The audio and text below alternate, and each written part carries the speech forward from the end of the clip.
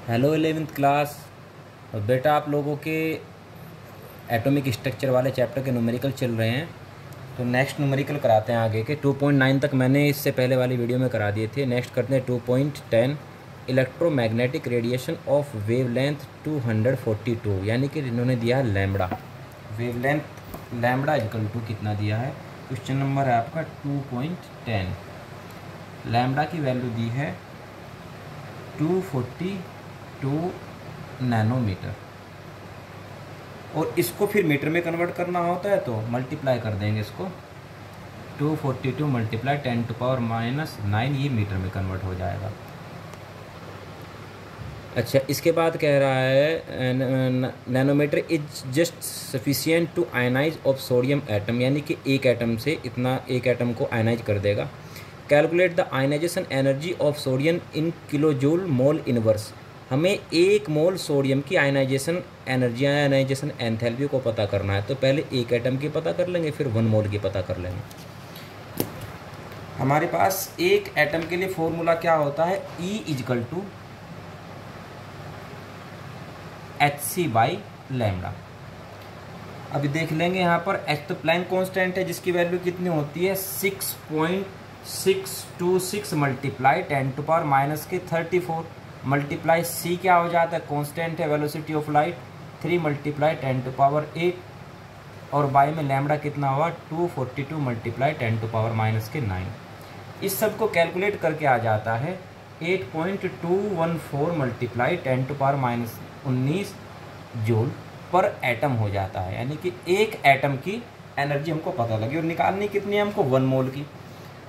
तो 1 एटम की एनर्जी कितनी है 8.214 मल्टीप्लाई 10⁻⁻19 जूल, और निकालने कितनी 1 मोल की, तो 1 मोल, और 1 मोल का मतलब क्या होता है 6.023 मल्टीप्लाई 10⁻23 एटम्स। तो 1 मोल मीन्स 6.023 मल्टीप्लाई 10⁻23 अवागाद्रो नंबर है।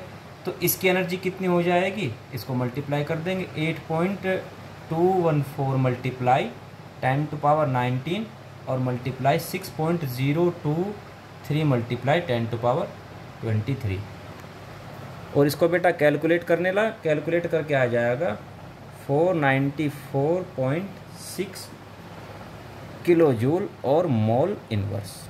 ये हो जाएगा इसका answer.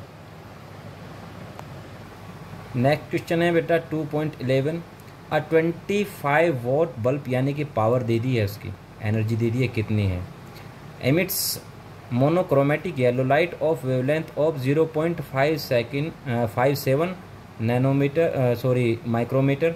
Calculate the rate of emission of quanta per second. एक सेकंड में कितने फोटोन का इमिशन हो सकता है, ये हमको पता करना है।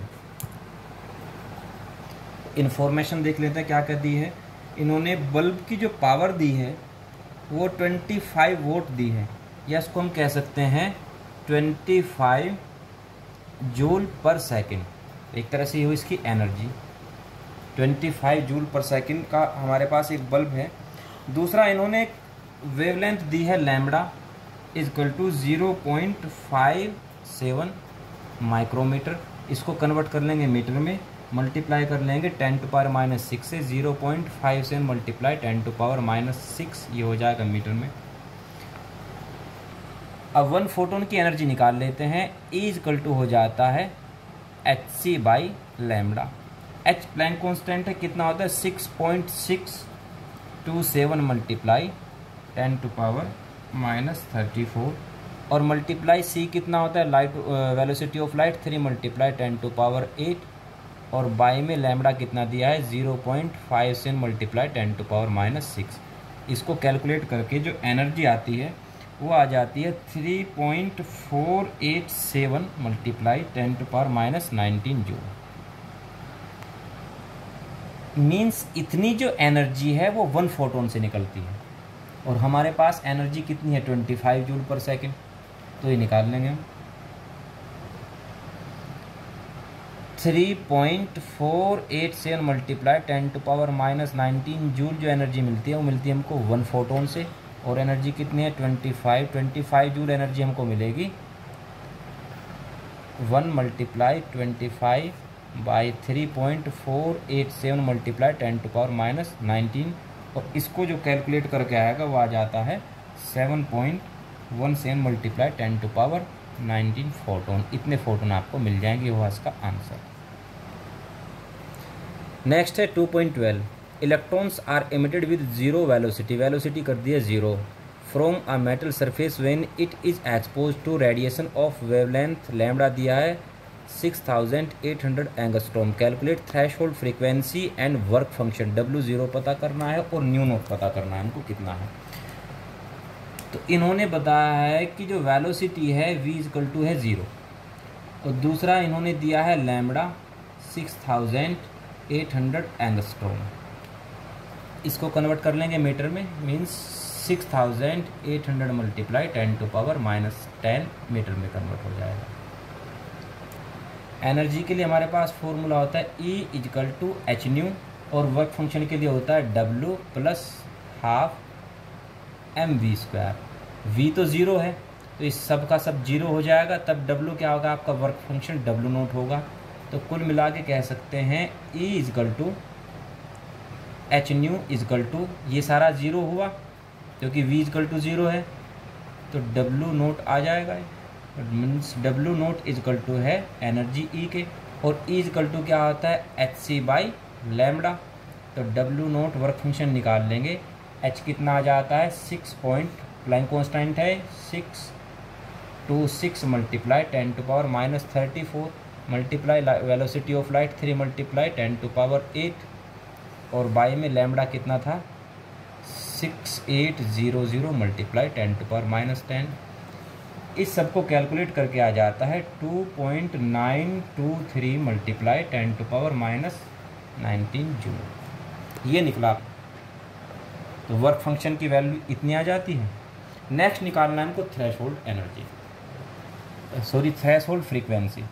तो E = होता है h, अब ये न्यू नोट हो जाएगा = W0, और या कह सकते हैं h न्यू नोट = W0, या हमको निकालना है ना, ये निकालनी है न्यू नोट यानी कि थ्रेशोल्ड फ्रीक्वेंसी। न्यू नोट = हो जाएगा W0/h। तो न्यू नोट W0 कितना निकला था 2.923 मल्टीप्लाई 10⁻⁻19, और बाई में प्लैंक कांस्टेंट ये कितना होता है 6.626 मल्टीप्लाई 10⁻34। इसको कैलकुलेट करके आ जाता है 4.412 मल्टीप्लाई 10⁻14 सेकंड इनवर्स।